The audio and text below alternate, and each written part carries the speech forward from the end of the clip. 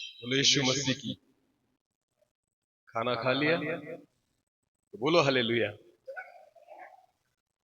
सोना नहीं, हाँ, क्योंकि खाना खाने के बाद दूसरी प्रक्रिया कौन सी होती है? सोने की। और यहां पर हम सोने के लिए नहीं, जागने के लिए आए हैं। आमेन। और इसलिए ये जो खाना तुम्हें दिया गया है, पहला खाना वचन का था, उसके बाद भोजन था। ये दोनों खाना इसलिए दिया गया है कि तुम जागते रहो। आमेन। और इसलिए प्रभु चाहता है कि हम जागे। जब प्रभु यीशु मसीह गेतसमने की बाग में था प्रार्थना के लिए, जब उसे पकड़वाने के लिए लोग आने वाले थे, वचन में लिखा गया है कि प्रभु यीशु मसीह ने अपने चेलों से कहा कि तुम जागते रहो और मेरे लिए प्रार्थना करो। हालेलुया। पर वचन में लिखा है कि वो सब सो रहे थे। और फिर उसके बाद फिर प्रभु यीशु मसीह ने उनको उठाया और कहा कि तुम जागते रहो और प्रार्थना करो कि तुम परीक्षा में न पड़ो। वचन में लिखा गया है तुम प्रार्थना इसलिए करो कि तुम परीक्षा में न पड़ो। तो हमें जागना बहुत जरूरी है, क्योंकि इन दिनों में प्रभु यीशु मसीह का आना बहुत जल्द होने वाला है। और इसलिए शैतान चाहता है कि ज्यादा से ज्यादा लोग नाश की ओर जाए, प्रभु की ओर नहीं। और इसलिए वो लोगों को सुलाना चाहता है और प्रभु जगाना चाहता है। आमेन। तो इसलिए मैं विश्वास रखता हूं कि उसके वचन के द्वारा, उसके कलाम के द्वारा प्रभु आज हमें फिर एक बार जगाएगा। आमेन। जिन जिन बातों में, आत्मिक बातों में हम सोए हुए हैं, प्रभु उन बातों में हमें जगाना चाहता है। हालेलुया। बहुत बार शरीर तो जगा हुआ होता है पर आत्मिक जीवन में हम सोए रहते हैं। बहुत बार हम ऐसे ऐसी कुछ बातों में हम जगे रहते हैं पर बाकी बातों में हम सोए हुए रहते हैं। और प्रभु चाहता है कि उन बातों में जहां पर हम आत्मिक जीवन में सुस्त हो चुके हैं, वहां पर से हम जग जाए। आमेन। जिन्होंने प्रार्थना करना बंद कर दिया है, आपको पता है प्रार्थना के जीवन में आप सो चुके हो। जिन्होंने बाइबल पढ़ना बंद कर चुका है, उन्होंने प्रार्थना, उनका जो बाइबल पढ़ना है उसके विषय में आप सो चुके हो। जो परमेश्वर की आराधना नहीं करते, आप उस विषय में सो चुके हो। और प्रभु चाहता है कि प्रार्थना में जग जाए, आप वचन पढ़ने के लिए जग जाए, उसके बाद उसकी आराधना करने के लिए, उसकी सेवा करने के लिए आप जग जाए। आमेन। और इसलिए प्रभु चाहता है कि हम सोए नहीं। फिर एक बार वचन की ओर जाते हुए हम छोटी सी प्रार्थना के साथ वचन की ओर जाएंगे और शुरुआत करेंगे। धन्यवाद पिता, फिर एक बार इस समय के लिए मैं आपको धन्यवाद देता हूं। आपके चरणों के पास आता हूं, खुद को झुकाता हूं प्रभु, क्योंकि यही मेरी जगह है। मैं प्रार्थना करता हूं पिता, जैसे पहले सेशन में आपने हमसे बात की, और मैं चाहता हूं प्रभु कि फिर एक बार आप उस मधुर वाणी से आज हमसे बात कीजिए पिता। प्रभु जी, उन गहरी बातों को हम जान पाए, समझ पाए, ऐसा होने दीजिए पिता। हमारी मन की आंखों को आप खोल दीजिए पिता, कि उन गहरी बातों को हम पवित्र आत्मा की मदद से समझने पाए, ऐसा होने दीजिए प्रभु। प्रार्थना करता हूं, मैं तेरा दास होने के नाते प्रभु खुद को आपके हाथों में सौंप देता हूं। आपकी इच्छा के अनुसार आप मुझे चलाइए पिता। आपकी आत्मा के अनुग्रह से आप मुझे चलाइए प्रभु। आपके शब्द को मेरे मुंह में आप रखिए पिता। और मैं प्रार्थना करता हूं, सामर्थ्य को मैं आपकी ओर से मांगता हूं प्रभु। आप मुझे आपकी सामर्थ्य से भर दीजिए। आपकी इच्छा पूरी होने पाए, मैं घटूं और आप ही बढ़े, ऐसा होने दीजिए प्रभु। सारा आदर, महिमा, जलाल आप ही को देते हुए प्रार्थना जिंदा खुदा प्रभु यीशु मसीह आपके सामर्थ्य और जीवित नाम से मांगता हूं। आमेन। बोले फिर एक बार हालेलुया। उसी वचन को हम पढ़ेंगे जिस वचन से हमने शुरुआत की थी, रोमियो की पत्री उसका 12वां अध्याय। रोमियो की पत्री उसका 12वां अध्याय और वचन 2। फिर एक बार हम उसी वचन को पढ़ लेंगे। इस संसार के सदृश न बनो। हाँ, वचन में लिखा गया है, पौलुस रोमियो की पत्री में कहता है कि इस संसार के सदृश न बनो। हालेलुया। तो सुबह भी, हाँ, पहले सेशन में भी हमने देखा कि परमेश्वर चाहता है कि हम संसार के सदृश न बने, वरन परमेश्वर के सदृश बने। आमेन। क्योंकि हमें बनाया ही गया है उसके स्वरूप में, उसकी समानता में और उसकी सदृशता में। हालेलुया। तो पहली चीज तो यह है कि जब आप संसार के सदृश बनते हो तो आप आपकी पहली पहचान को छोड़ देते हो। हालेलुया। जो आपकी पहली पहचान है कि हम परमेश्वर की संतान हैं, यह हमारी पहली पहचान है कि हम परमेश्वर का स्वरूप है। हमारी पहली पहचान है कि हम परमेश्वर की समानता में बनाए गए हैं। आपको पता है, जब हमारी नजरें, हमारा मन, हमारे विचार जगत की बातों की ओर जाते हैं, सांसारिक बातों की ओर जाते हैं, तो जो हमारी पहली पहचान है कि हम परमेश्वर के एक पुत्र हैं, हम परमेश्वर की संतान हैं, उसी अधिकारों को उसने हमें दिया है, उसके स्वरूप में उसने हमें बनाया है, उसकी समानता में हमें रचा गया है, इन सारी बातों को हम छोड़ देते हैं ताकि हमें सांसारिक बातें मिले। इसलिए प्रियो, जब आप संसार को चुनते हो तो परमेश्वर को हम दूर कर देते हैं। क्योंकि एक वचन हम पढ़ेंगे, चलो एक वचन को हम निकालेंगे, याकूब की पत्री, याकूब की पत्री उसका 4था अध्याय, याकूब की पत्री उसका 4था अध्याय और वचन 4 को हम पढ़ेंगे। याकूब की पत्री उसका 4था अध्याय और वचन 4। हाँ, हे व्यभिचारिणियों, अभी वचन में ऐसा लिखा गया है कि हे व्यभिचारिणियों। अभी मेरी ओर देखो, याकूब जिस पत्री को लिख रहा है, ऐसा नहीं है कि उस कलीसिया के लोग या उस कलीसिया की कुछ महिलाएं या स्त्रियां व्यभिचार के पापों में है, बिल्कुल नहीं। ये जो व्यभिचार है वो शारीरिक व्यभिचार नहीं, ये आत्मिक व्यभिचार है। मेरी ओर देखिए, जब आप जीवित खुदा को छोड़कर किसी अलग अलग चीज के ऊपर या सांसारिक चीज के ऊपर अपने मन को लगाते हो, तो आप परमेश्वर के विरुद्ध में आत्मिक व्यभिचार करते हो। समझ में आ रहा है कुछ? जैसे एक पति और पत्नी शादी के बाद वचन में भी लिखा गया है कि ये एक दूसरे के साथ विश्वास योग्य रहे।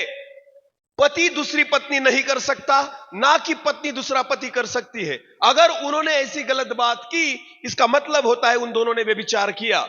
वैसे ही अगर जीवित परमेश्वर को छोड़कर, उसके स्वरूप को छोड़कर, उसकी योग्यताओं को छोड़कर, परमेश्वर के सदृशता को छोड़कर अगर हम संसारिक चीजों में हम उसके सदृश बनना चाहते हैं, इसका मतलब यह होता है हम परमेश्वर के विरुद्ध में व्यभिचार करते हैं। इसलिए इस वचन की शुरुआत इस रीति से की गई है, हे व्यभिचारिणियों। आगे, क्या तुम नहीं जानती, क्या तुम नहीं जानती कि संसार से मित्रता करनी, संसार से मित्रता करनी परमेश्वर से बैर करना है। परमेश्वर से बैर करना है। आगे आगे आगे पढ़ो।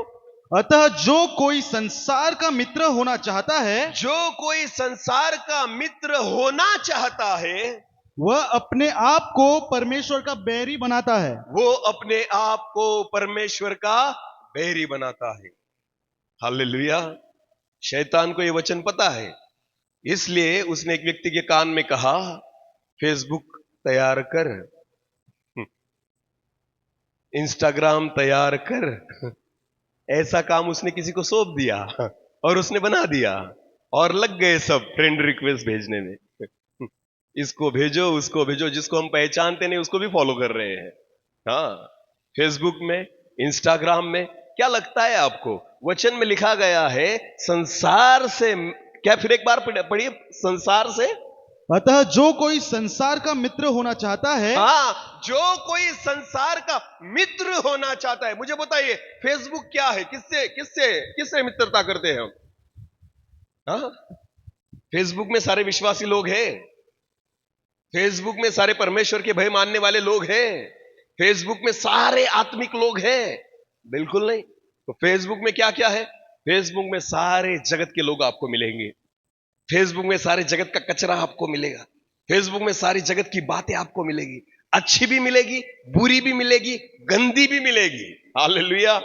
हाँ, तो हम क्या करते हैं? देखो मेरी और आपको ऐसा मत सोचो कि मैंने खुद मेरे मोबाइल में से फेसबुक डिलीट करके मुझे 5 साल से ज्यादा हो चुके हैं।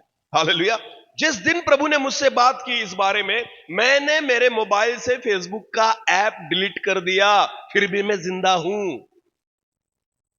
आजकल के जवानों को लगता है अगर फेसबुक डिलीट हो गया तो मैं सांस नहीं ले पाऊंगा, मैं जी नहीं पाऊंगा, मैं जिंदा नहीं रह पाऊंगा, मैं कैसे जीऊंगा बिना फेसबुक के, बिना इंस्टाग्राम के।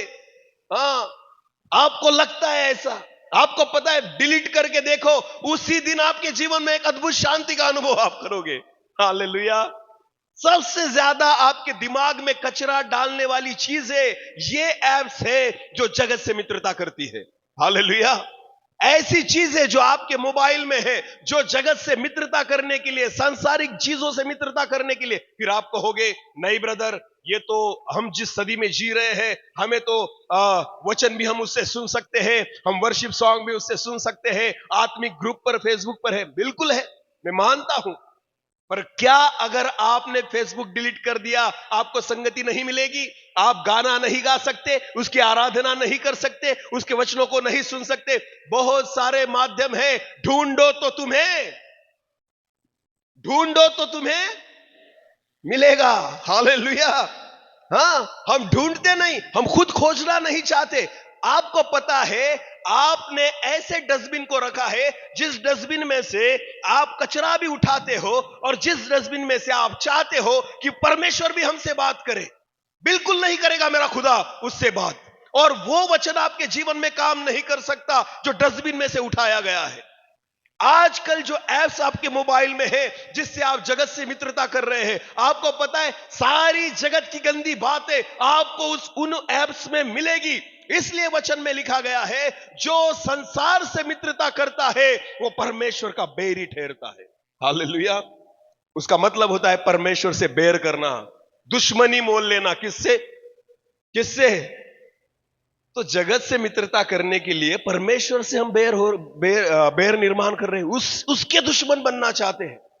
हाँ, आपको पता है, चलेगा प्रभु तू हमारा दुश्मन हो जा, पर हम ये दोस्ती नहीं छोड़ेंगे, हम इसकी मित्रता नहीं छोड़ेंगे, हम हमारा फेसबुक अकाउंट डिलीट नहीं करेंगे, हम इंस्टाग्राम से लेफ्ट नहीं हो सकते। प्रभु मैं तो मर जाऊंगा, मैं तो मोबाइल रिचार्ज ही इसलिए करता हूं कि फेसबुक जिंदा रहे। हाँ, मैं 300 रुपए का महीने का रिचार्ज ही इसलिए करता हूं कि इंस्टाग्राम जिंदा रहे। आपको पता है, इन दिनों में खुद को जिंदा रखने के लिए प्रयास करो, ना कि मोबाइल को जिंदा रखने के लिए। हालेलुया। आजकल के जवान सबसे ज्यादा वक्त जो है ना अपने मोबाइल में बिताते हैं। आपको पता है, आप जिसमें ज्यादा वक्त बिताओगे आप उसके सदृश बनते जाओगे। हालेलुया। समझ में आ रहा है कुछ? जिसके ज्यादा करीब आप जाओगे, जिसके ज्यादा नजदीक आप जाओगे, जिसके ज्यादा साथ आप रहोगे, उसी बातों का प्रभाव आपके जीवन में पड़ेगा। और जब कोई बातें आपको प्रभावित करती है, आप उसके सदृश बनते हो। और वचन कहता है संसार के सदृश न बनो। बहुत सारे जवान लड़कियां लड़के यहां पर है, कभी मूवीज देखी होंगी आपने, थिएटर में या मोबाइल में या टीवी पर। तो कोई हीरो का नाम बताइए, फेमस। नहीं, हम तो बहुत आत्मिक है, हमें तो पता ही नहीं, हम तो डायरेक्ट ऊपर से आए हैं सर, पास्टर जी हमें तो पता ही नहीं कौन हीरो, ऐसा कोई होता है, हमें तो सुना ही नहीं। ऐसे करके बैठे सब। किसको बेवकूफ बना रहे हो? हालेलुया। हाँ, अगर मैंने आपको बोला ना कि प्रभु यीशु मसीह के 12 चेलों के नाम बताओ, तो नहीं बता पाएंगे, पर 12 हीरो के नाम बताओ बोला तो 24 बता डालोगे। हालेलुया। 12 चेलों के नाम बताओ बोला तो क्या 12 के 12 पता है आपको? चलो पहला बोलो, अरे किसी का तो बोलो। यीशु मसीह के 12 चेले, ऊपर वाले नहीं बोलेंगे, नीचे वाले बोलेंगे, बोलो। चलो मैं शुरुआत करता हूं, पतरस। हाँ चलो आगे, ऊपर वाले नहीं, हाँ बोलो। हाँ अरे बोलो, नहीं है। हाँ दूसरा बोलो ना। हाँ आवाज आवाज, अरे बोलो। ऐसे 12 हीरो के नाम बताता ना कि बोलो ऐसा करके, तो चिल्ला चिल्ला के सलमान, शाहरुख। अरे वाह, अरे वाह। हाँ, 12 चेलों के नाम अगर बताया जाए ना, पूछे जाए तो हमें नहीं पता, पर 12 हीरोज के नाम हमें पता है। चलो कोई बात नहीं, मुझे पता है ये सारी चीजें हैं। देखो, मैं तुम्हें दोष देने के लिए यहां पर खड़ा नहीं हूं, पर मेरी इच्छा है कि प्रभु जो चाहता है वो हम समझे। आमेन। बहुत बार गलतियों से होती है, पर जब गलतियां बार बार होने लग जाती है उसे पाप कहा जाता है। और प्रभु चाहता है, गलती करने वाले के लिए क्षमा है, पर जो हर बार पाप करे उसके लिए क्षमा नहीं। इसलिए मेरी ओर देखो, जब किसी हीरो की पिक्चर हम देखते हैं, समझो एक शाहरुख खान को हमने ले लिया, उसकी पिक्चर हमने देखी, तो कम से कम कितने घंटे की होती है एक पिक्चर? हाँ, बताइए ना। ऐसे भी मत, इतना भी मत दिखाइए कि हमें पता ही नहीं। सबको पता है, मुझे भी पता है, मैंने भी बहुत सारी देखी है अपने पुराने जीवन में। हाँ, कोई उसमें कोई दिक्कत नहीं। देखो, मैं पापी था ये कहने में मुझे शर्म नहीं आती, क्योंकि मैं आज पापी नहीं हूं। हालेलुया। उसको शर्म आनी चाहिए जो पापी था, पापी है और पापी ही मरेगा। हालेलुया। उसको शर्म आनी चाहिए। पर जो पापी था और आज अगर नहीं है, शर्म आने की कोई बात नहीं। आमेन।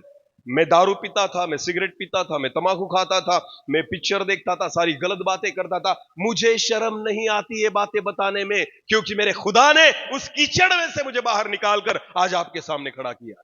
आमेन। हालेलुया। तो एक मूवी अगर शाहरुख खान की हम देखें तो कितने घंटे की होती है? कम से कम 3। बोलो कितने घंटे की? 3 घंटे की। अगर हमने 10 मूवीज देखी, कितनी मूवीज देखी? 10 मूवीज शाहरुख खान की देखी, तो कितने घंटे हो गए टोटल?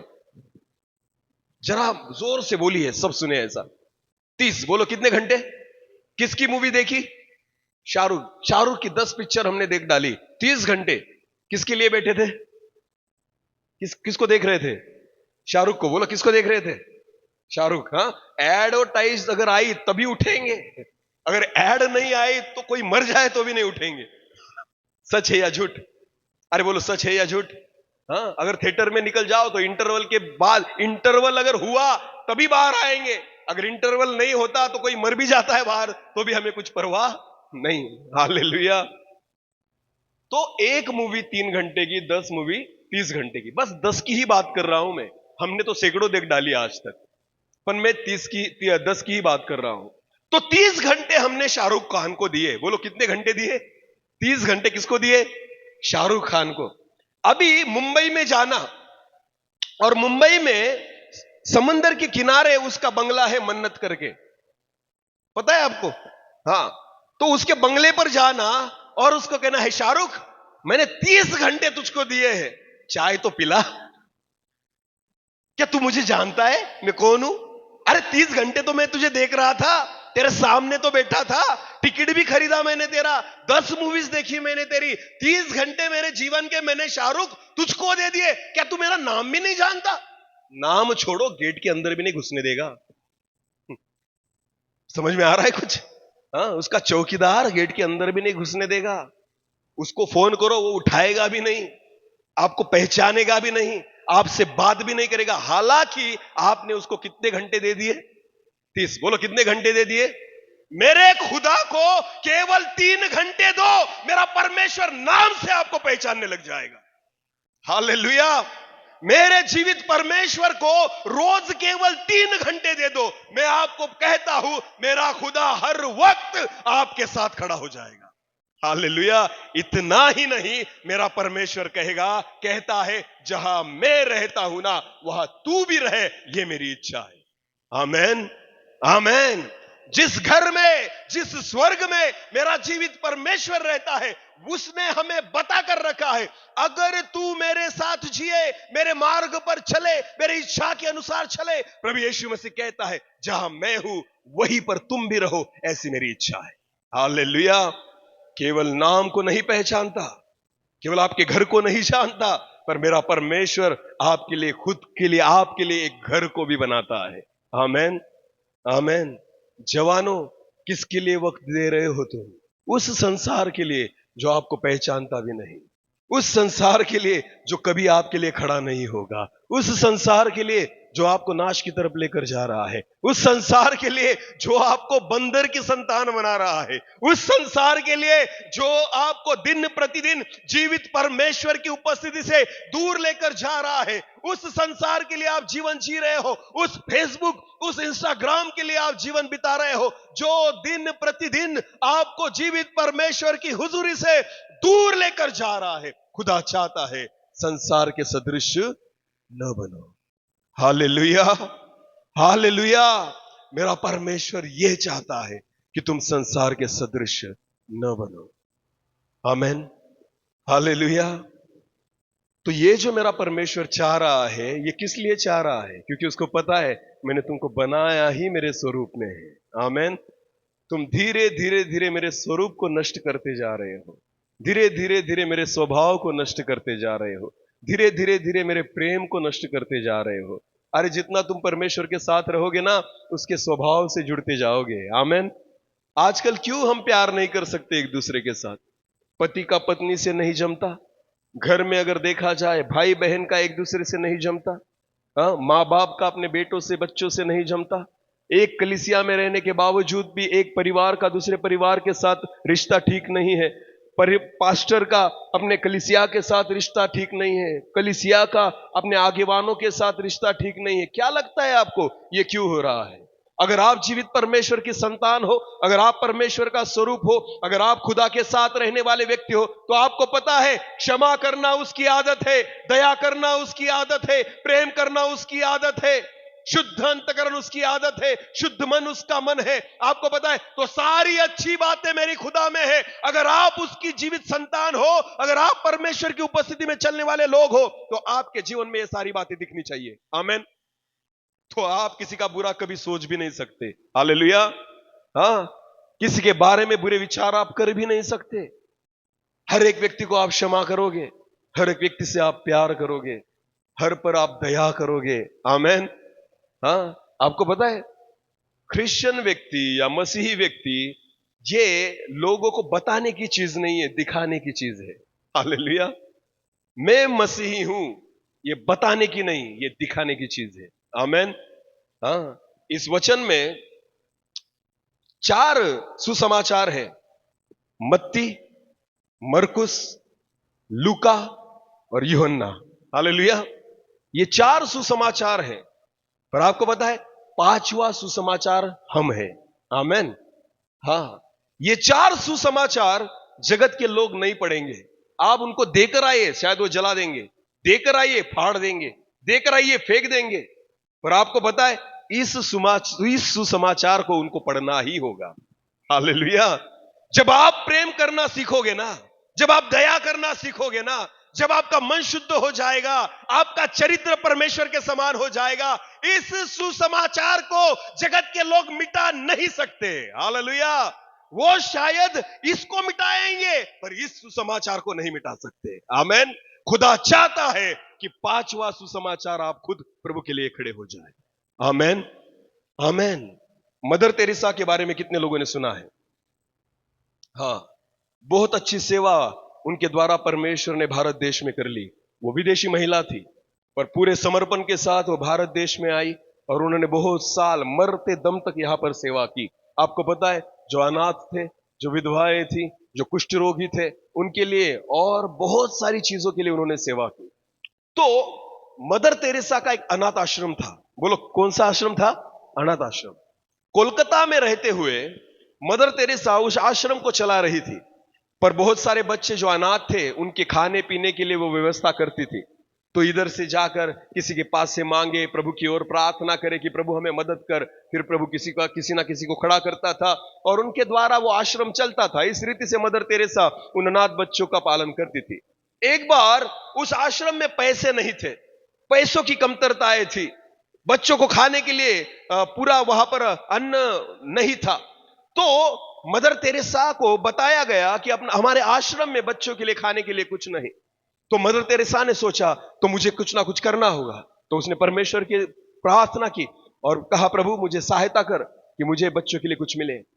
तो उनके मन में विचार आया कि कोलकाता में वहां पर एक धनी व्यक्ति था बहुत बड़ा, कि उसके घर में जाऊंगी और उनसे विनती करूंगी कि हमारे आश्रम के लिए आप कुछ ना कुछ दान दीजिए, ऐसा करके। पर वो धनी व्यक्ति जो था वो मसीह नहीं था, वो प्रभु को पहचानने वाला व्यक्ति नहीं था। पर फिर भी मदर तेरेसा ने हिम्मत बांधी, प्रार्थना करके वो उसके घर पर चली गई।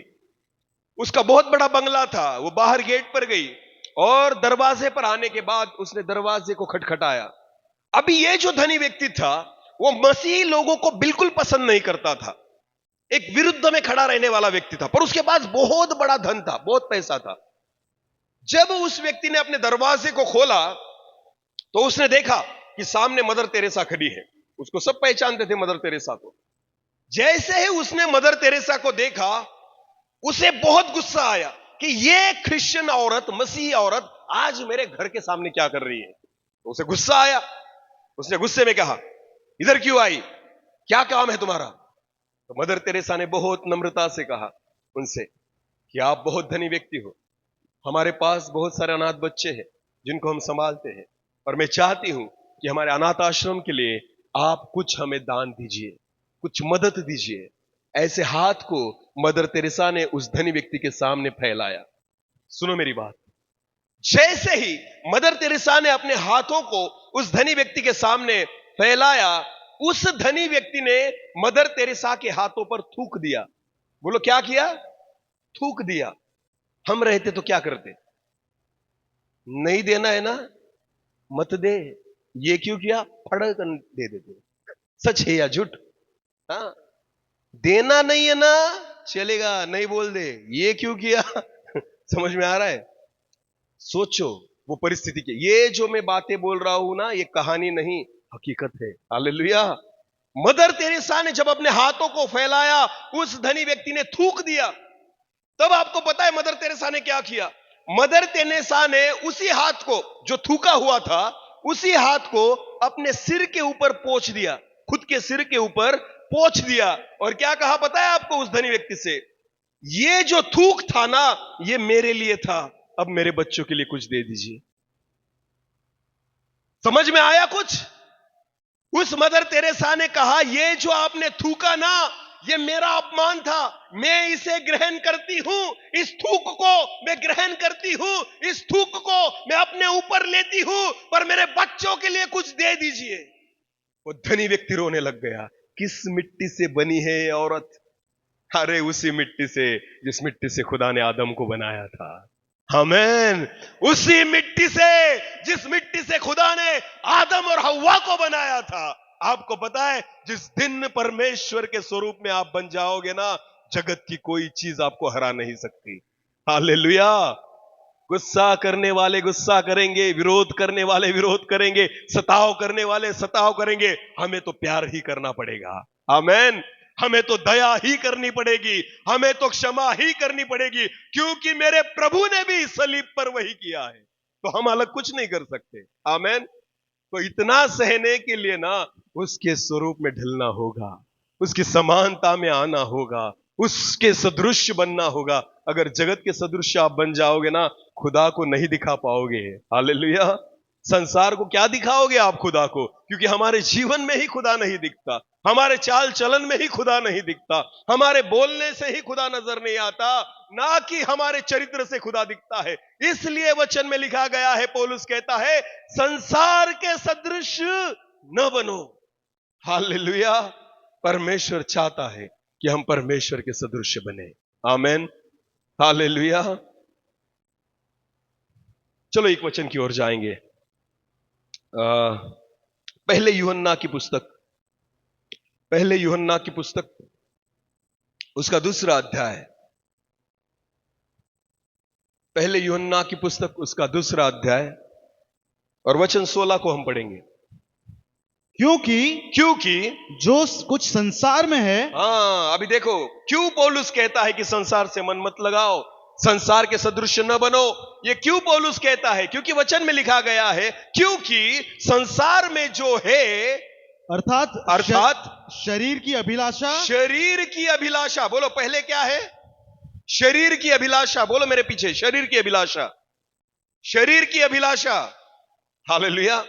जो संसार में है ना, उसके बारे में यहां पर यूहन्ना कह रहा है कि जो संसार में है, शरीर की अभिलाषा, आगे, और आंखों की अभिलाषा। दूसरी चीज है आंखों की अभिलाषा। पहली चीज कौन सी है, शरीर की अभिलाषा, दूसरी चीज आंखों की अभिलाषा, और तीसरी जीविका का घमंड। जीविका का घमंड। ये तीन बातें संसार में है। हालेलुया। अभी देखो, ये जो तीन बातें हैं ना, शरीर की अभिलाषा, आंखों की अभिलाषा और जीविका का घमंड, ये जो तीन बातें हैं, अगर आप इन तीन बातों में उलझे रहेंगे तो आपको पता है, वही पाप जो हव्वा के द्वारा एदेन की वाटिका में हुआ ना, वही पाप हमारे जीवन के द्वारा भी होगा। क्योंकि पता है इन्हीं तीन चीजें, यही तीन चीजें हव्वा ने की थी वहां पर। चलो वचन को निकालेंगे, उत्पत्ति की पुस्तक उसका 3रा अध्याय, वचन 1 से पढ़ लेंगे हम। उत्पत्ति की पुस्तक उसका 3रा अध्याय, वचन 1 से लेकर आगे। यहोवा परमेश्वर ने अभी ध्यान देकर सुनना। यहोवा परमेश्वर ने जितने बनेले पशु बनाए थे, हाँ उन सब में सर्प धूर्त था। हाँ, हालेलुया। ये क्या उसके बारे में बताया गया है? देखो वचन में लिखा गया है कि जितने भी पशु बनाए थे उनमें से धूर्त कौन था? सांप। बोलो कौन था? तो मुझे एक बात बताइए, सारे पशुओं के नाम किसने रखे थे? सारे पशुओं के नाम किसने रखे थे? कौन बोलेगा कि ये सांप है, ये बैल है, ये कुत्ता है, ये शेर है? इसके नाम किसने रखे थे? वचन में लिखा गया है। हाँ, आदम ने। बोलो किसने रखे थे? आदम ने। तो आदम हर एक प्राणी को व्यक्तिगत रीति से जानता था। हालेलुया। हाँ, कि ये काट खाएगा, ये भोंकेगा, ये प्यार करेगा, ये मेरे काम का है, ये बहुत दयालु है, हाँ इसका कोई भरोसा नहीं, ये धूर्त है। कौन? सांप। बोलो कौन? तो आदम को भी पता था ये सांप धूर्त है, और अगर आदम को पता होगा तो उसकी वाइफ को भी पता होगा। उसका मतलब कौन? हव्वा। हालेलुया। तो सांप जो धूर्त प्राणी है ना, उसके बारे में इनको पता था ये सारी चीजें, कि ये जो सांप है ना, ये धूर्त है। इसलिए वचन में लिखा गया सारे प्राणियों में सांप जो था वो धूर्त था। आगे आगे। उसने स्त्री से कहा, हाँ, कौन बात कर रहा है स्त्री से? सांप। बोलो कौन बात कर रहा है? सांप। इतने सारे प्राणी पड़े हुए वहां पर एदन की वाटिका में, और स्त्री किससे बात कर रही है? सांप से, जो सबसे क्या है? धूर्त है। आपको पता है बहनों, मेरी ओर देखो, जितनी भी लड़कियां हैं, जवान लड़कियां, मेरी ओर देखो। बहनों की एक प्रॉब्लम है, कमजोरी है। बात करने के लिए अगर कोई भी नहीं मिला ना, तो सांप भी चलता है। ये कमजोरी है। बोलो ये क्या है? अगर देखो बस में अगर कभी हम जाए ना, तो 2 जेंट्स अगर बैठे रहे ना, तो दोनों खर्राटे मार के सोएंगे। हाँ, ये भी उसको पूछेगा नहीं तू कहां जा रहा है, वो भी उसको पूछेगा नहीं तू कहां जा रहा है। वो दोनों सो जाएंगे, उनको कुछ भी परवाह नहीं है। हालेलुया। पर अगर 2 औरतें एक सीट पर बैठ गई और अगर वो जाने लग गई ना, ये उसकी कुंडली निकालेगी, वो उसकी कुंडली निकालेगी। कहां से आई, फिर कहां रहती हो, फिर कहां जा रही हो, तुम्हारा कौन रिश्तेदार वहां पर रहता है, अरे उनको तो मैं भी पहचानती हूं, अरे हाँ तो तुम्हारा, हाँ वो तो हमारे भी रिश्तेदार। सारी कुंडलियां एक हो जाती है। ये जो काम है ना, ये सिर्फ औरतें कर सकती है। बोलो कौन कर सकती है? हाँ, पानी भरने के लिए नल पर निकल जाओ, अगर औरतें निकल गई ना, तो 2 घंटे में आती है। 2 घंटे में पानी, 1 घड़ा पानी लेकर। क्यों? बहुत बड़ी लाइन थी? बिल्कुल नहीं, 4 औरतें थी वहां पर। तो हुआ क्या? सारी चीजें, गांव में क्या चल रहा है, किसके घर में क्या पका है और क्या क्या हो रहा है, सारी गांव की कुंडलियां निकाल कर आएंगी। हाँ, अगर गांव में क्या चल रहा है पूछना हो ना, सरपंच से मत पूछना, तो किससे पूछना? अरे बोलो किससे पूछना? औरत से पूछना। हाँ, किधर क्या चल रहा है, इनको सब पता होता है। मैं तो कहता हूं रिपोर्टर केवल इनको ही बनाना चाहिए। हाँ, ये सबसे बातें करेगी। इसलिए तो वचन में लिखा है, हव्वा किसके साथ बात कर रही थी?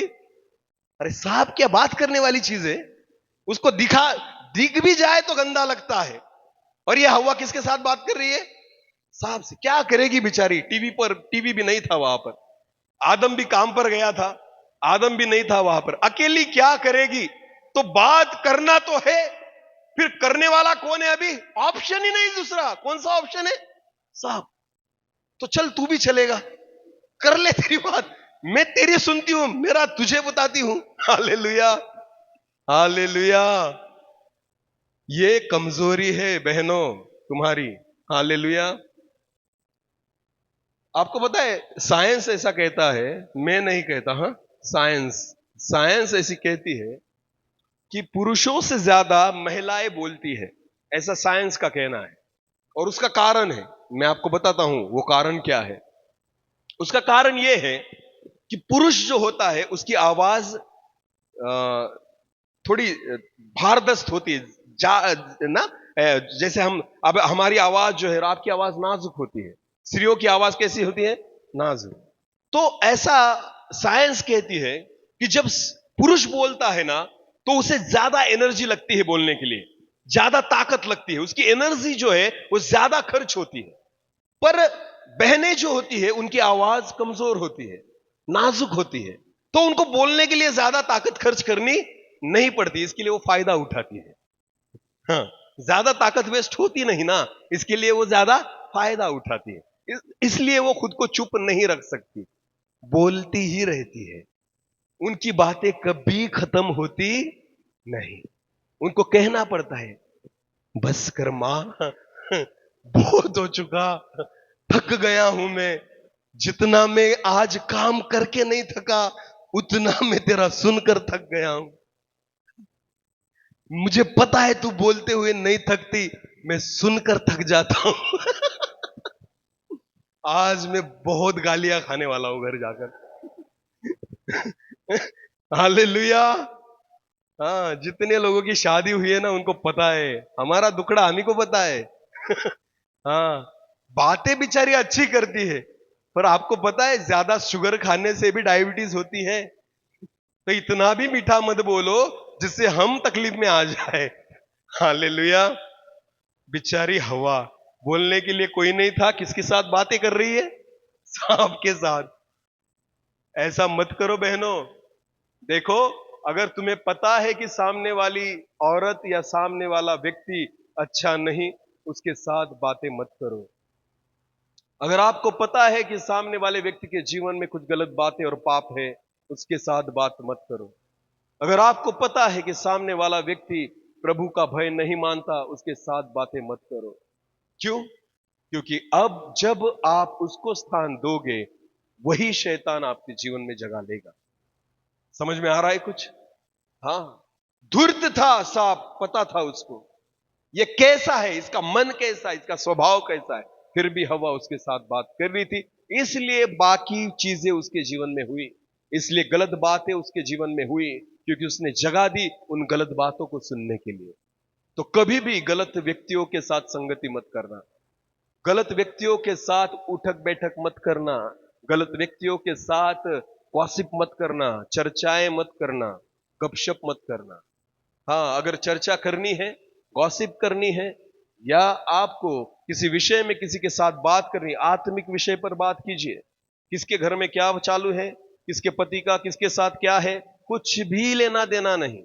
हमारे घर में क्या है वही देखिए। हालेलुया। उसका बच्चा क्या करता है, उसका बेटा क्या करता है, उसकी बेटी क्या करती है, कुछ भी नहीं। मैं आपको बोलना चाहता हूं, बात करनी है तो एक ही व्यक्ति है जिसके साथ आप बात कीजिए, वो है परमेश्वर। आमेन। क्योंकि खुदा बात सुनता भी है और सुनकर जवाब भी देता है, हमारे सारे बोझ को उठाता भी है और सारे सवालों का जवाब भी देता है। आमेन। तो गलत चीजों के साथ, गलत व्यक्तियों के साथ संगति मत कीजिए। हव्वा का एक उत्तम उदाहरण बाइबल में दिया गया है, सांप के साथ बात कर रही थी। आगे आगे पढ़ो। क्या सच है? हाँ, अभी सांप ने शुरुआत की। क्या सच है कि परमेश्वर ने कहा, हाँ, तुम इस वाटिका के किस वृक्ष का फल न खाना? हाँ, स्त्री ने सर्प से कहा, हाँ, अभी स्त्री ने सर्प से कहा, इस वाटिका के वृक्ष के फल हम खा सकते हैं, हाँ, परंतु जो वृक्ष वाटिका के बीच में है, हाँ, उसके फल के विषय में हाँ, परमेश्वर ने कहा है कि न तो तुम उसका खाना और न उसको छूना, नहीं तो मर जाओगे। हाँ, आगे। तब सर्प ने स्त्री से कहा, तब सर्प ने स्त्री से कहा, तुम निश्चय न मरोगे, तुम नहीं मरोगे। हाँ, वरन परमेश्वर आप जानता है हाँ, कि जिस दिन तुम उसका फल खाओगे, हाँ, उसी दिन तुम्हारी आंखें खुल जाएंगी, तुम्हारी आंखें खुल जाएगी और तुम भले बुरे का ज्ञान पाकर हाँ, परमेश्वर के तुल्य हो जाओगे। परमेश्वर के तुल्य हो जाओगे। आपको पता है, सांप धूर्त था और उसने क्या कहा? परमेश्वर ने कहा था मर जाओगे, वो कहता है नहीं मरोगे। सांप कहता है, शैतान कहता है नहीं मरोगे। तो तुम जिस दिन इसका फल खाओगे, भला बुरा जानने लग जाओगे और किसके तुल्य हो जाओगे? परमेश्वर के तुल्य हो जाओगे। इस बात को ध्यान में रखना, आगे पढ़ेंगे। हाँ, अतः जब स्त्री ने देखा जब स्त्री ने देखा कि उस वृक्ष का फल खाने के लिए हाँ, अभी देखो, स्त्री ने देखा कि उस वृक्ष का फल खाने के लिए अच्छा, अभी एक हमने वचन पढ़ा था, शरीर की अभिलाषा है। हालेलुया। क्या पहला क्या था? शरीर की अभिलाषा है। स्त्री ने देखा उसका फल खाने के लिए अच्छा। हालेलुया। खाकर देखा भी नहीं था, फिर भी उसको देखकर लग रहा था खाने के लिए अच्छा। मुझे खाने के लिए चाहिए, मुझे पीने के लिए ये चाहिए। ये किसकी अभिलाषा है? बोलो, किसकी अभिलाषा है? शरीर की। दारू पीने के लिए कौन कहता है? शरीर। तंबाकू खाने के लिए कौन कहता है? शरीर। सिगरेट पीने के लिए कौन कहता है? शरीर। आपको पता है, बहुत सारे पाप जो है ना, वो शरीर की अभिलाषाओं से होते हैं। आपको पता है, हव्वा ने देखा कि उसका फल खाने के लिए अच्छा है, चखना चाहती थी उसे, खाना चाहती थी उसे, चख कर देखना चाहती थी उसे। आपको पता है, बहुत बार हमारे जीवन में पाप की शुरुआत इसी रीति से होती है। संसार को हम चखना चाहते हैं, संसार का हम अनुभव करना चाहते हैं। अरे करके तो देखूं, अरे अनुभव करके तो देखूं।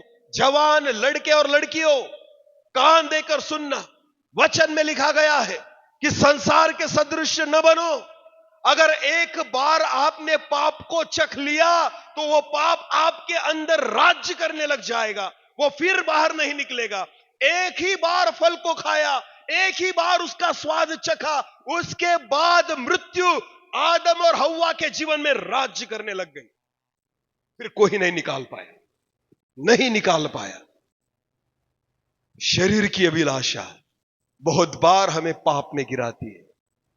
जब आप संसारिक चीजों पर अपनी दृष्टि को लगाएंगे और आपको भी लगेगा चख कर तो देखते हैं कैसा लगता है। अरे वो कर रहा है तो मैं क्यों नहीं करूं, वो खा रहा है तो मैं क्यों नहीं खाऊं, वो पी रहा है तो मैं क्यों नहीं पीऊं। आपको पता है, यह शरीर की अभिलाषा है जो मनुष्य को पाप में डालती है। उसने सोचा और देखा कि खाने के लिए अच्छा। आगे आगे ब्रदर। और देखने में मन भाऊ, और देखने के लिए मन भाऊ। आमेन। हाँ, आंखों की अभिलाषा। हाँ, रोमियो की पत्री जो जिस वचन को हमने यूहन्ना में पढ़ा, क्या है? शरीर की अभिलाषा, आंखों की अभिलाषा। हव्वा कहती है यह फल देखने में मन भाऊ। इसका मतलब क्या होता है? आकर्षित करता है मुझे, इतना सुंदर दिखता है। हाँ, आंखों की अभिलाषा। आजकल जवान लड़के और लड़कियां इन आंखों की अभिलाषाओं के कारण पाप में गिरे पड़े हैं। मैं आपको कहना चाहता हूं, इसलिए वचन में लिखा गया है, अगर तेरी एक आंख तुझे पाप में डाले तो क्या कर? तो क्या कर? निकाल के फेंक दे उसे। क्योंकि एक दोनों आंखें रहकर अगर तू नरक में जाए और जले, इससे अच्छा है एक ही आंख लेकर तू कहां जाए? स्वर्ग में जाए और जीवन पाए। आमीन, हालेलुया। तो वचन में लिखा गया है, तेरी एक आंख अगर तुझे पाप में गिराए, एक ही क्यों, दो क्यों नहीं? हाँ, एक ही आंख के बारे में क्यों बताया गया है? जवानों, कौन बोलेगा जिनकी शादी नहीं हुई? एक ही आंख के बारे में प्रभु का वचन क्यों कहता है कि एक आंख अगर पाप में गिराए, दोनों क्यों नहीं? अगर किसी सुंदर लड़की को देखना है, ऐसे नहीं देखते, ऐसे देखते हैं। हाँ, चुपके से एक आंख से, अरे आ रही आ रही आ रही आ रही। क्योंकि ऐसे देखेगा तो मार खाएगा, गाली खाएगा, सब देख लेंगे किसको देख रहा है। तो अगर सुंदर लड़की को देखना है ना, तो कैसे देखेंगे? इसलिए प्रभु कहता है एक ही, तेरी यही एक आंख जो है ना, उसी को निकालने की जरूरत है। क्योंकि तू दोनों आंखों से नहीं देखता, पाप को एक ही आंख से देखता है। हालेलुया।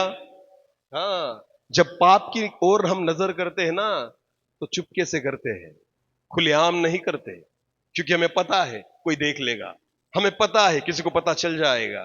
तो ऐसी चोरी की जो नजर होती है ना, गंदी नजर होती है ना, गलत नजर होती है ना, प्रभु कहता है अपनी आंख को निकाल कर फेंक दे, वरना नरक में जाएगा। क्योंकि वचन में लिखा गया है केवल शरीर के द्वारा व्यभिचार नहीं होता। जिसने अपने मन में एक बहन को देखकर, एक स्त्री को देखकर गलत धारणाएं कर ली, गलत विचार भी कर लिए, तो उसने अपने मन में उसके साथ व्यभिचार कर लिया है, वचन कहता है। हालेलुया। तुम और मैं उस जीवित परमेश्वर के पुत्र और संतान हैं जिसको अपवित्रता बिल्कुल बर्दाश्त नहीं होती, जिसको पाप बिल्कुल बर्दाश्त नहीं होता। हाँ, हमने उसे नहीं चुना, वचन में लिखा गया है उसने हमें चुना है। आमेन। हाँ, तो खुद को पवित्र बनाइए। आपको पता है ये आंखों की अभिलाषा, हव्वा उसने कहा कि वो फल जो है वो देखने में मन भावना है। हालेलुया। मुझे आकर्षित करता है मेरी ओर। फेसबुक में ज्वाइंट होना क्योंकि हमारा आकर्षण का काम है। हाँ, इंस्टाग्राम में हम क्यों जा रहे हैं, आकर्षित कर रहा है। रील्स क्यों देखते हैं, वो चीजें आकर्षित करती है। आज बहुत सारे जवान लड़के और लड़कियां, आपको पता है वो क्या कहते हैं उसे, वेब सीरीज, नेटफ्लिक्स, अलग अलग बातें जो आपके मोबाइल में आपने भर कर रखी है ना, जो वेब सीरीज आप देखते हो, आपको पता है सारी आंखों की अभिलाषाएं हैं जो आपको पाप में गिरा रही है, आपके मन को बिगाड़ रही है, आपके विचारों को गंदा कर रही है, आपकी नजरों को खराब कर रही है, आपके हृदय को खराब कर। जिस मन में परमेश्वर का मंदिर होना चाहिए वहां पर कचरा पेटी है, आज डस्टबिन कर कर रखा है। सारी गंदी बातों को वहां पर आपने संभाल कर रखा है। क्या लगता है आपको उस मंदिर में, उस आपके हृदय में खुदा कैसे वास करेगा, कैसे आएगा मेरा परमेश्वर? वचन में लिखा गया है तुम्हारा शरीर, तुम्हारी देह पवित्र आत्मा की मंदिर है, तुम्हें पता नहीं?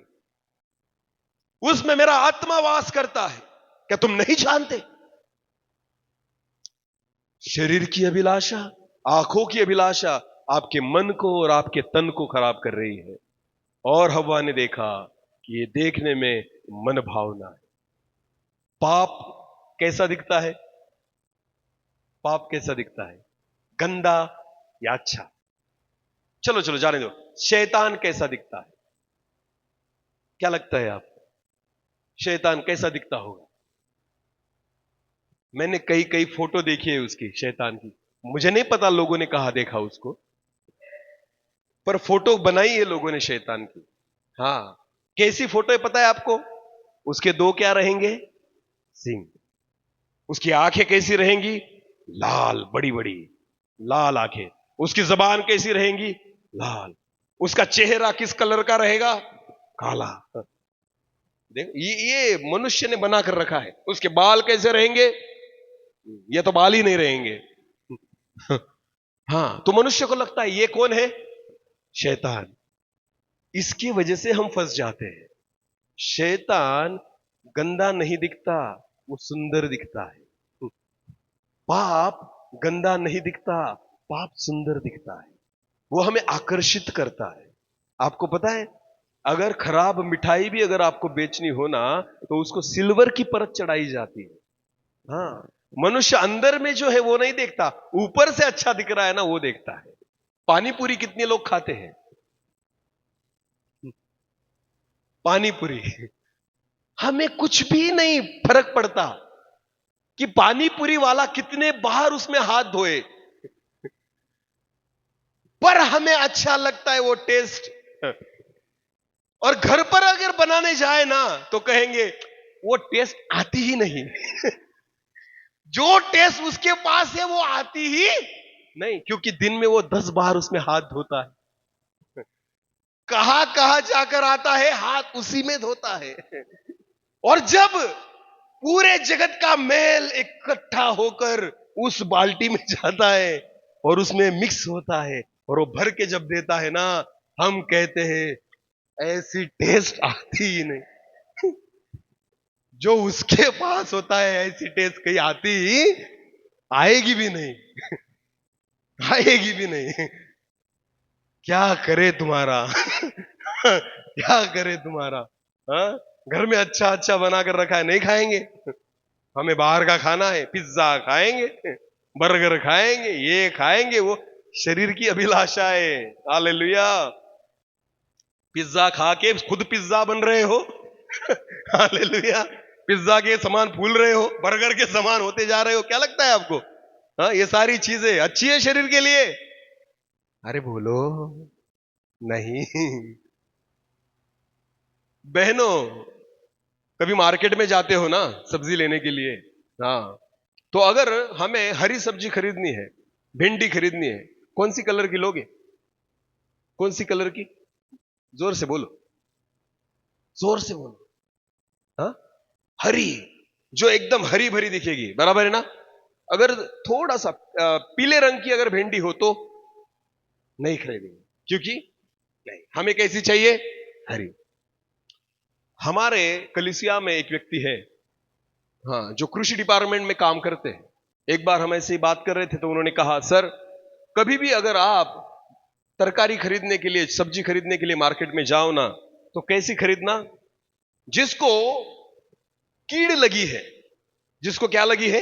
कीड़ लगी है, जो दिखने में अच्छी नहीं है ना, जिसमें कीड़ा है, वो खरीदना। मैंने कहा क्यों? तो उन्होंने कहा, अगर कीड़ा उसमें जिंदा है, इसका मतलब उस पर पेस्टिसाइड नहीं डाला गया, उस पर कुछ भी मारा नहीं गया है, इसका मतलब वो प्योर है। क्योंकि कीड़ा भी उसमें जिंदा है तो तुम भी जिंदा रहोगे। हालेलुया। पर जिसमें कीड़ा नहीं है, जो हरा भरा दिखता है, सबसे ज्यादा उस पे पेस्टिसाइड मारा गया है, इसलिए वो दिखता कैसा है? हरा भरा। और हम उठा के लेकर आते हैं घर पे, और सारा उस पर जो मारा हुआ है ना, वो कहा जाता है पेट में, सारा यूरिया कहा जाता है। हाँ, ऐसा नहीं है कि यूरिया जो है वो केवल पौधों को बढ़ाए, इन दिनों में यूरिया पेट को भी बढ़ा रहा है। हालेलुया।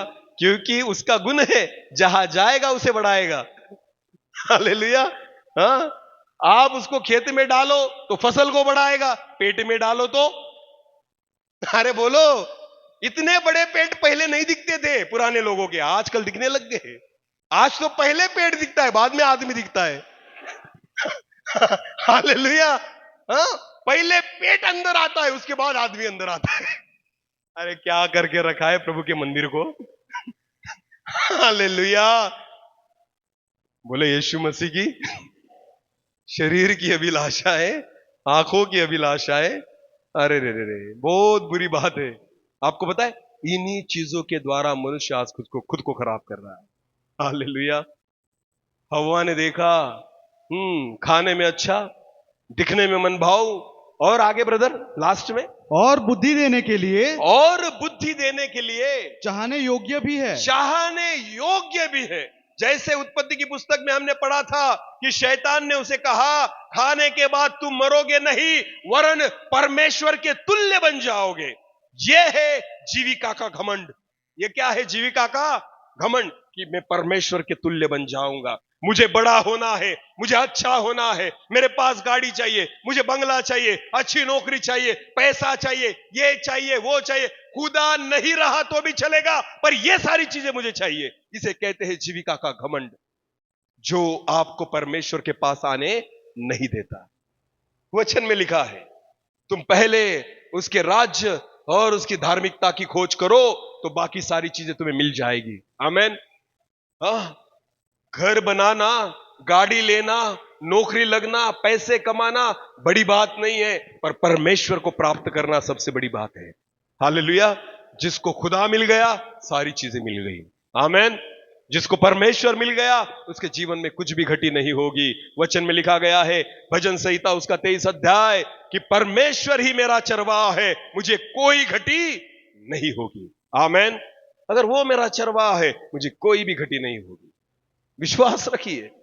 आपको पता है, इन 3 चीजों के कारण मनुष्य आज परमेश्वर से दूर होता जा रहा है।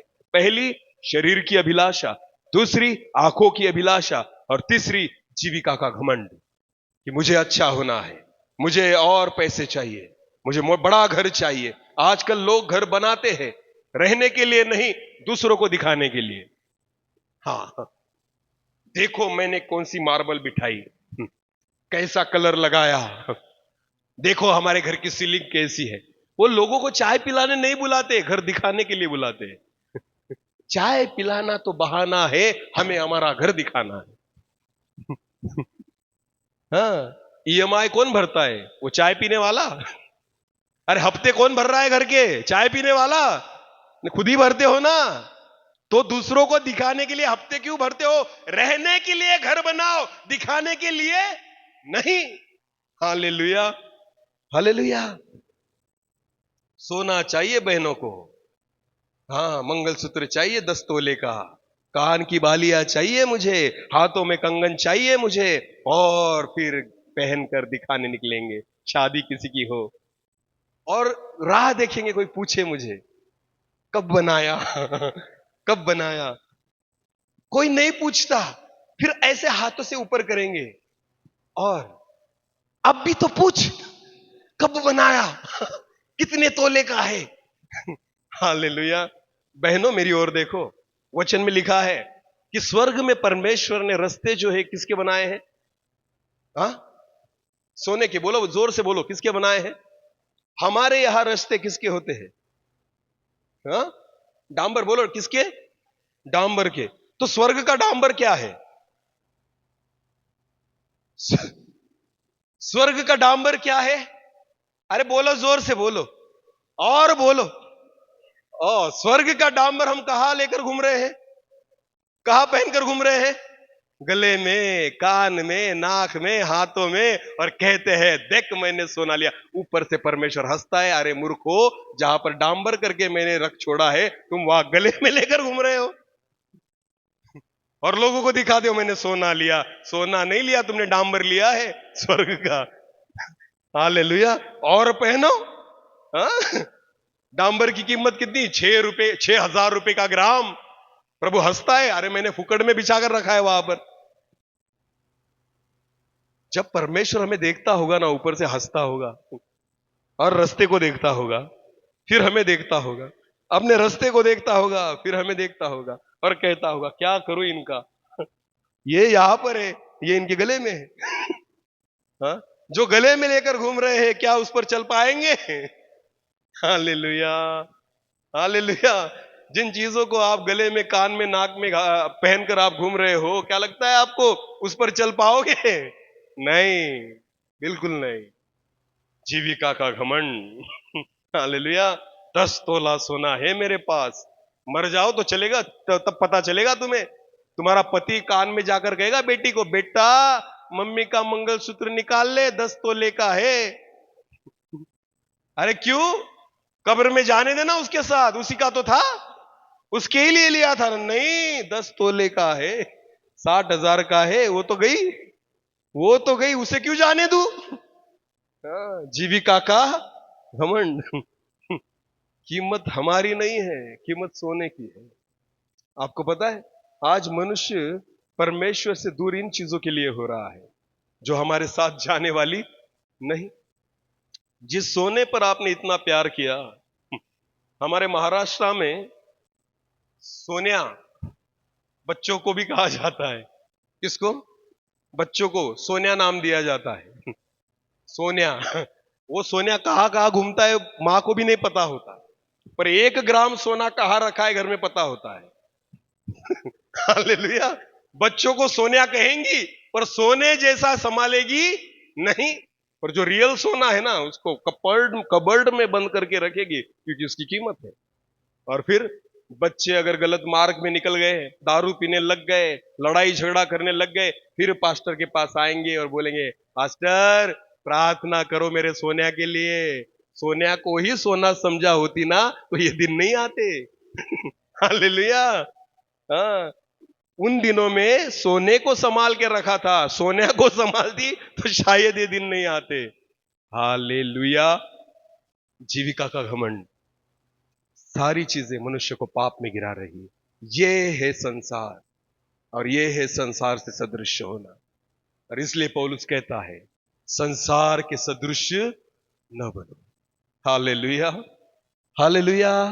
बोलो यीशु मसीह की। हव्वा ने इन तीनों बातों को देखा, खाने में अच्छा है, देखने में मनभाऊ है, और क्या है आगे? और बुद्धि देने के लिए चाहने योग्य भी है। बुद्धि देने के लिए चाहने योग्य है। इसका मतलब परमेश्वर के तुल्य हो जाओगे। अरे तुम्हें बनाया ही था परमेश्वर के तुल्य। आमीन। परमेश्वर ने खुद ही तुमको बनाया था उसके तुल्य, और क्या उसके तुल्य होना है? तुम बनाए ही गए परमेश्वर के स्वरूप में हो, और कितना बड़ा हो, बड़ा बनना है तुम्हें। हम कहते हैं मुझे बड़ा बनना है, अरे तुम बड़े ही हो। हालेलुया। मसीही लोगों, खुद को बड़ा मत बनाओ, एक्चुअली तुम बड़े ही हो, क्योंकि तुम जिसके पुत्र हो, जिसकी संतान हो ना, वो सबसे बड़ा है। आमीन। और जो सबसे बड़ा है उसकी अगर संतान तुम और मैं हूं ना, इसका मतलब मैं भी बड़ा हूं। हालेलुया। तो क्यों खुद को बड़ा करने में लगे हो? ऑलरेडी हम बड़े ही हैं। आमीन। क्योंकि जिस परमेश्वर की हम संतान है ना, जिसने हमें चुना है, वो सबसे बड़ा परमेश्वर है। Hallelujah, hallelujah. प्रभु चाहता है उसके सदृश बने, प्रभु चाहता है हम उसके साथ आए, प्रभु चाहता है हम उसकी उपस्थिति में रहे, प्रभु चाहता है संसार के सदृश हम न बने। यह परमेश्वर की इच्छा हमारे जीवन के बारे में है। आमीन, हालेलुया। इसलिए परमेश्वर की इच्छा है प्रियो कि खुद को संसार के सदृश मत बनाओ। तो फेसबुक वालों, जुकरबर्ग हमारा कोई रिश्तेदार नहीं या मेरा दुश्मन भी नहीं कि मैं चाहता हूं उसका फेसबुक बंद हो जाए। मुझे अन्य लोगों से कोई लेना देना नहीं, मुझे मसीही लोगों से लेना देना है। हालेलुया। मसीही लोग जो वचन के अनुसार चलते, जो खुद को मसीही बोलते हैं, मैं उनके विषय में बोल रहा हूं। हाँ, क्योंकि मेरा कोई जाति दुश्मनी उसके साथ नहीं है जो फेसबुक का मालक है या जो ट्विटर या इंस्टाग्राम का मालक है, बिल्कुल नहीं। जिनको जो करना है वो करे, जिनको फेसबुक ज्वाइन करना है वो करे। और मसीही लोगों के लिए वचन में लिखा गया है कि अगर तुम संसार से मैत्री करोगे, दोस्ती करोगे, तो किससे बैर होगा? परमेश्वर के साथ। बोलो किससे? परमेश्वर। अभी तुम डिसाइड करो क्या करना है। हाँ, क्या करना है तुम्हारा, तुम डिसाइड करो। नहीं ब्रदर, मैं कुछ गलत देखता नहीं। हवा को भी लगता था, आदम को भी लगता था हम कभी पाप करेंगे नहीं, किया। जिस एदेन में रह रहे थे उसमें से बाहर निकलना पड़ा। आप नहीं कह सकते। आपको पता है, गलत बातें हमारे जीवन में से डिलीट कर दीजिए, गलत ऐप हमारे मोबाइल से डिलीट कर दीजिए। कब जाकर ये आपको पाप में गिराएंगे हम सोच भी नहीं सकते। इसलिए खुदा चाहता है कि संसार के सदृश न बनो। आपको पता है, आखिरी बात कहना चाहूंगा, जगत में मुझे कोई नहीं पहचानेगा फिर भी चलेगा, स्वर्ग में मुझे पहचानना चाहिए। आमीन, हालेलुया।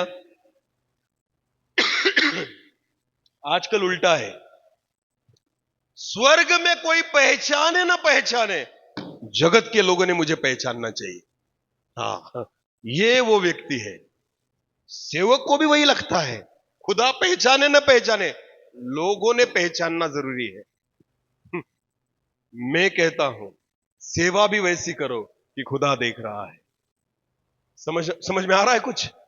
मैं प्रभु की सेवा इसलिए नहीं करता कि मेरी पब्लिसिटी हो, मैं सेवा इसलिए करता हूं मेरे खुदा का प्रमोशन हो। आमीन। उसकी पब्लिसिटी हो, उसके राज्य की बढ़ोतरी हो, मैं घटूं और मेरा खुदा बढ़े। आमीन। वही ऊंचा होना चाहिए, मैं नहीं। हाँ, वही, उसी को ऊंचा करना है, ये मेरा काम है। हालेलुया। मैं खुद को बड़ा नहीं करना चाहता, मैं खुदा को बड़ा करना चाहता हूं, मेरे पिता को बड़ा करना चाहता हूं, उसको ऊंचा करना चाहता हूं। मुझे पता है मेरा पिता अगर ऊंचा होता है उसके बाद संतान का ही नंबर आएगा। आमीन, हालेलुया। बस संसार के सदृश न बनो, परमेश्वर के सदृश बनो। विश्वास रखिए, उन चीजों को अपने जीवन में आप अनुभव करोगे जो आज तक नहीं किया। एक ऐसा व्यक्ति था, मैं बोल नहीं पाता था, भले मैं टीचर था। टीचर होने से पहले जब कॉलेज में था 10 मिनट भी बोल नहीं पाता था, 5 मिनट भी नहीं बोल पाता था। एक बार मुझे खड़ा कर दिया था बोलने के लिए, भाषण देने के लिए। खड़ा हुआ, सारा सोचकर आया था, रटकर आया था, और जैसे खड़ा हुआ माइक हाथ में दे दिया, ये जबान वहां पर लटक गई ऊपर, और मैंने कहा, सारे मेरे दोस्तों, यहां पर विराजमान सारे अतिथिगण और सारे मेरे दोस्तों, मैं जो आपको कहना चाहता हूं आगे भूल गया, और 2 मिनट के लिए शांत ऐसे खड़ा हो गया। उसके बाद मैंने कहा, इतना बोलकर मैं मेरे 2 शब्दों को समाप्त करता हूं। जय हिंद, जय महाराष्ट्र।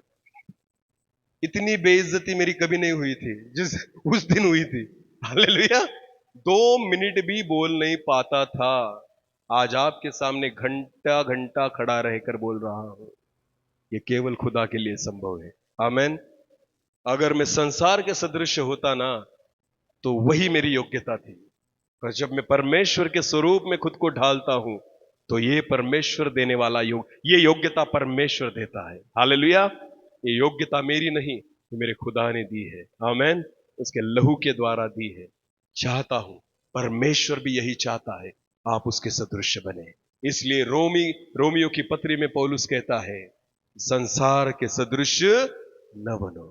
जवान लड़कों और लड़कियां जितने भी यहां पर है, फिर एक बार आपको बोलना चाहता हूं, संसार के सदृश न बनो। अपने आप को परमेश्वर के हाथों में सौंप दो। फिर एक बार अपनी जगह पर हम खड़े हो जाएंगे और इस समय हम प्रार्थना में जाएंगे। अपनी आंखों को बंद कर फिर एक बार हम अपने हृदय को, अपने मन को परमेश्वर के सामने खोलेंगे, उसकी आराधना करेंगे और परमेश्वर के हाथों में आएंगे। धन्यवाद पिता, थैंक यू जीसस। धन्यवाद प्रभु जी। हम फिर एक बार आपके चरणों में आते हैं प्रभु। Thank you Lord. धन्यवाद यीशु।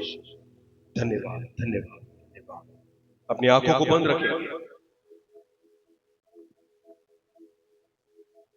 Thank you Jesus.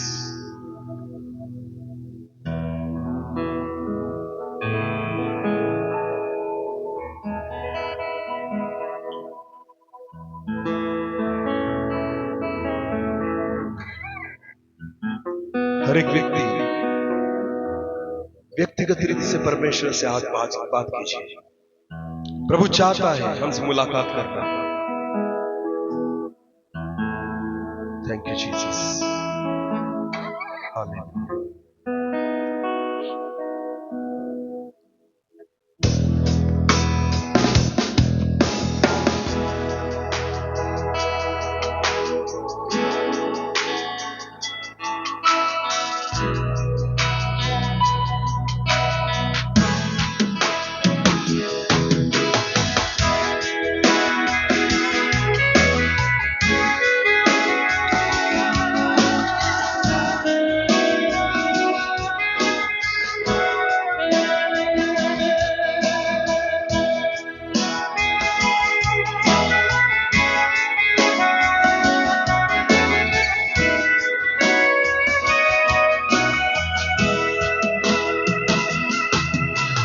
यीशुआ घर दिल में तू बना, दिल मेरा सुना तेरे बिना।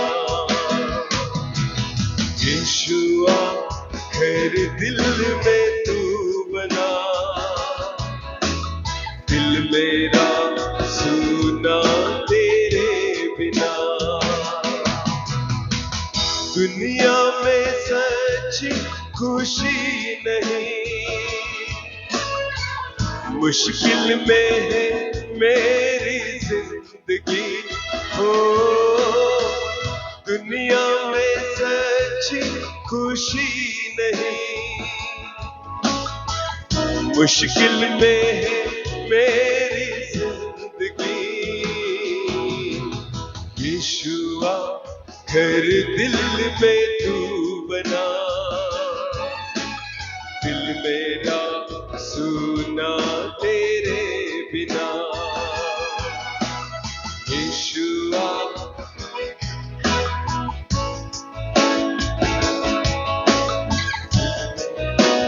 सुना तेरे बिना। बेचैन दिल की पुकार है, तुम बिन ये जीवन लाचार है। बेचैन दिल की पुकार है,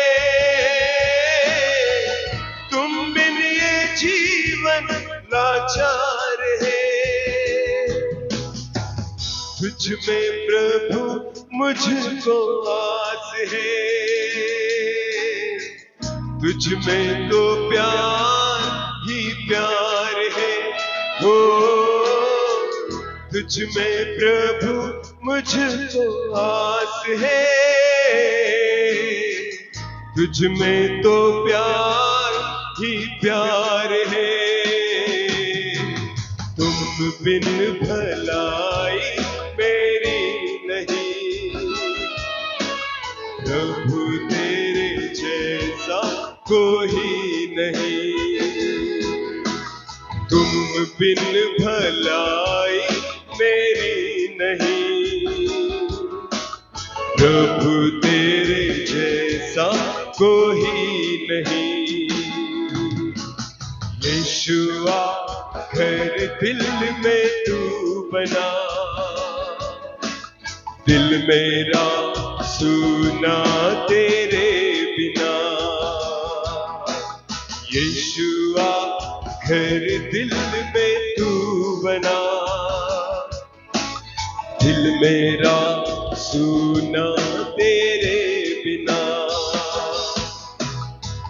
जीवन की हालत पे रो पड़ूं, तू ही बताए यीशु क्या करूं। जीवन की हालत पे रो पड़ूं, तू ही बताए यीशु क्या करूं। दुनिया की खुशियां गम से भरी, धोखा ही धोखा है हर घड़ी। हो दुनिया की खुशियां गम से भरी, धोखा ही धोखा है हर घड़ी। ठोकरे अब मैं ना खाऊंगा, दुनिया से दिल ना लगाऊंगा। ठोकरे अब मैं ना खाऊंगा, दुनिया से दिल ना लगाऊंगा। यीशुआ घर दिल में तू बना, दिल मेरा सुना तेरे बिना। यीशुआ घर दिल में तू बना, दिल मेरा सुना बिना। तुझसे अलग जिंदगी नहीं, तुझसे है जीवन की हर खुशी। तुझसे अलग जिंदगी नहीं, तुझसे है जीवन की हर खुशी। अब मैं ना जीवन गवाऊंगा, तेरे लिए ही मैं जीऊंगा। हो अब मैं ना जीवन गवाऊंगा, तेरे लिए ही मैं जीऊंगा।